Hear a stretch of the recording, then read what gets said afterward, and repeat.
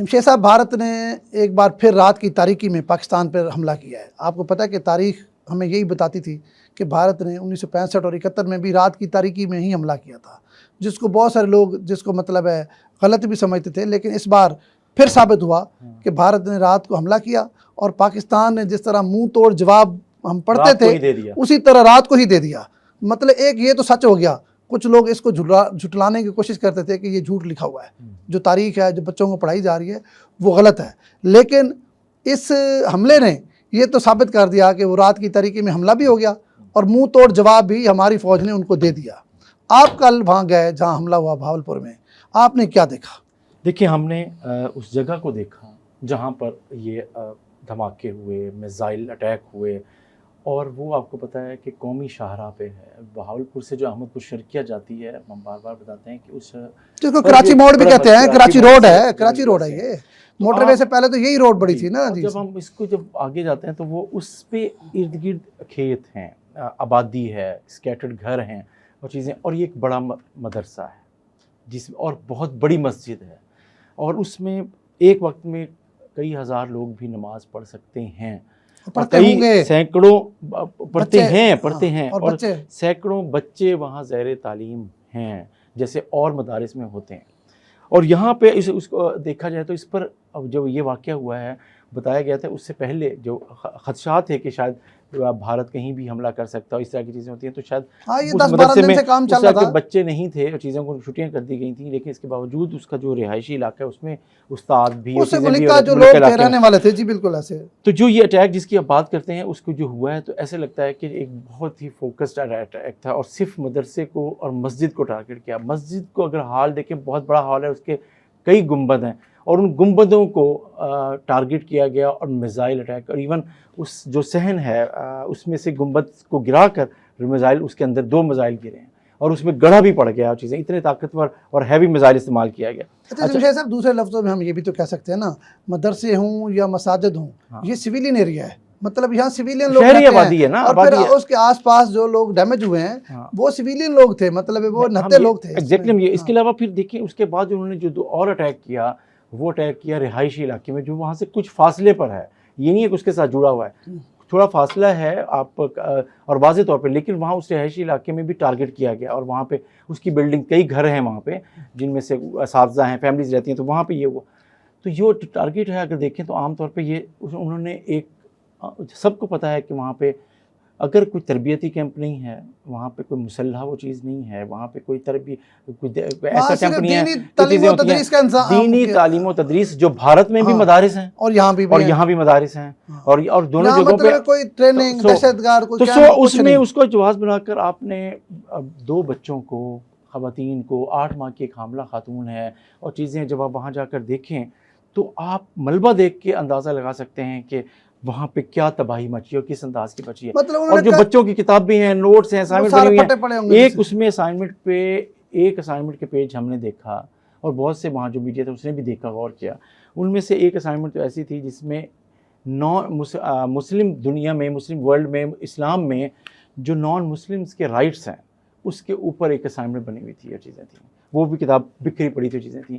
تو آپ چھوٹی چھوٹی چیزوں کا اگر آپ دیکھیں نا، جمشید صاحب یہ دیکھیں نا، انڈیا نے جو جارحیت کی ہے اس کی تو کوئی مثال ہی نہیں ملتی. مطلب یہ اس کا خدشہ پاکستان کئی دنوں سے کر رہا تھا کہ انڈیا جو ہے خواہ مخواہ اس خطے کا امن تباہ کرنا چاہتا ہے، اور پاکستان صبر و تحمل کا مظاہرہ کر رہا ہے، کیونکہ یہ دونوں ایٹمی طاقتیں ہیں.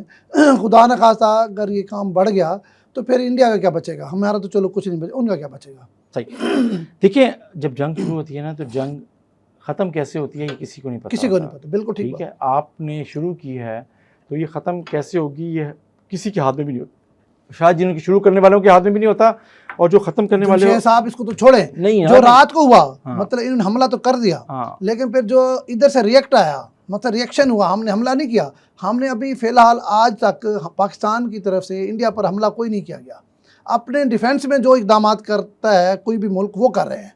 ابھی تک پاکستان کی جانب سے آپ جو بات کر رہے ہیں اس کو تھوڑا سا اور اگر ہم بیان کریں نا، تو دنیا میں جتنی بھی فضائی حملے ہوئے ہیں، ٹھیک ہے، یہ جو 1.25 گھنٹے کے جو فضائی حملوں کے جواب میں دونوں ممالک میں جس انداز میں پاکستان نے جب ریٹیلیٹ کیا، پاکستان نے جب ان طیاروں کا پیچھا کرنا شروع کیا، ٹارگٹ کرنا شروع کیا.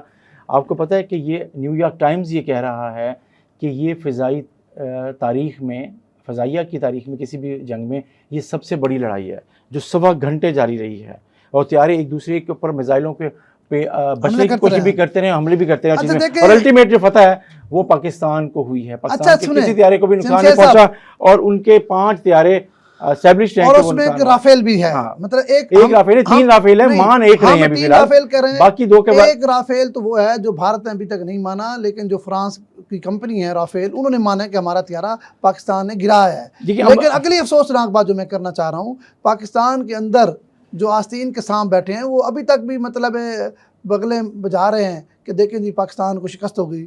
ان بے شرموں کو یہ شرم نہیں آتی کہ پاکستان ہمارا ملک ہے، سیاست تو ہم کرتے ہی رہیں گے. یہ چاہتے کیا ہیں؟ میرا خیال ہے کہ یہ افسوس کا مقام ہے، اور افسوس بھی اس لحاظ سے کہ یہ موقع ایسا ہے جہاں پر آپ کو اکٹھے ہونا ہے، آپ کو یکجہتی کا مظاہرہ کرنا ہے، اتحاد کا مظاہرہ. آپ صرف کاغذوں کی حد تک، بیان بازی کی حد تک بیرسٹر گوہر کہہ دیتے ہیں، کوئی اور کہہ دیتا ہے، دیکھو ان کی قیادت میں نہیں ہے، جمشید صاحب ان کی قیادت میں دیکھیں، انہوں نے ان کی قیادت جس وقت موجود ہے پاکستان میں، وہ ذمہ داری کا پورا مظاہرہ کر رہی ہے. لیکن جو آستین کے سانپ آپ کے ہمارے آس پاس پھر رہے ہیں نا، جو خود کو بڑے سکالر اور بڑے پتہ نہیں کیا ادیب سمجھنے لگے ہیں، ان بے شرموں کو شرم نہیں آتی بھئی یہ اگر حملہ ہوا تو تمہاری ماں بہن بھی نہیں بچے گی، بھائی تمہاری ماں بہن، تمہارا خاندان بھی اسی ملک میں رہتا ہے. اگر آج آپ پاک فوج کے خلاف اس طرح کی بکواس بازی کریں گے تو آپ خود کہاں محفوظ رہیں گے. سیاسی تقسیم کو لے کر آپ اگر آگے بڑھ رہے ہیں، اور پاکستان کے اس مرحلے پر بھی پاکستان کے عام آدمی، اب جو بچے شہید ہوئے ہیں، جو کنٹرول آف لائن پہ جو کچھ ہو رہا ہے، اور جو چیز ایسے موقع پہ سیاسی قیادت کی جو خوشامد یا چمچے گیری ہے اس سے نکل کر پاکستان کا سوچیں. لیکن بدقسمتی یہ ہے کہ چند عناصر اس پہ پروپیگنڈا کریں. لیکن اس سے ایک اچھی بات اور ہے، جیسے ہی حملہ ہوا اگلے دن صبح جنوبی پنجاب کے تمام چھوٹے بڑے شہروں میں لوگ باہر آ گئے.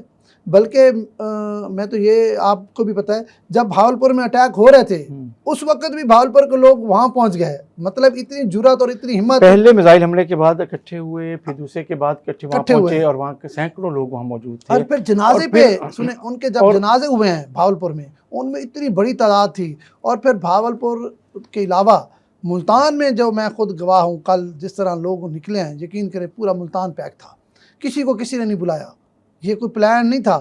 لوگ اپنی مرضی سے آئے ہیں پاکستان افواج کے ساتھ اپنی ظاہر یکجہتی کے لیے اور انڈیا کو بتانے کے لیے کہ ہم ایک ہیں. تو میں یہ سمجھتا ہوں یہ جو جذبہ تھا. آپ اور بھی تو دیکھیں نا، آپ اور بھی گواہی دیں نا سر. وہ گواہی یہ دیں کہ اس شدید گرمی میں، اس حبس کے موسم میں، سر 3 بجے انداز میں لوگ آ کے چوک کچہری میں اکٹھے کھڑے ہوئے، پھر چوک کچہری سے گھنٹہ پیدل گئے، اور پھر وہاں بھی تقریریں ہوئی، وہاں بھی لوگ کھڑے رہے.